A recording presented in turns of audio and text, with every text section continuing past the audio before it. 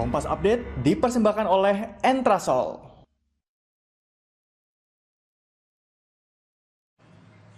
Anda menyaksikan Kompas Update bersama saya Masis Tertarigan. Saudara, seorang warga negara asing asal Rusia terjatuh dihantam ombak saat melakukan selfie di atas tebing di Pantai Bias Tugel, Desa Padangbai, Karangasem, Bali. Petugas gabungan langsung mengevakuasi seorang warga negara asing bernama Alena Andreeva, 25 tahun, dengan cara dinato dari Pantai Bias Tugel hingga ke mobil ambulans.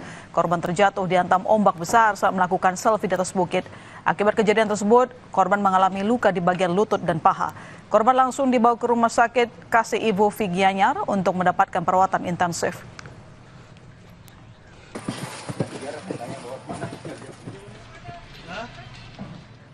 Demikian Kompas Update. Sampai jumpa.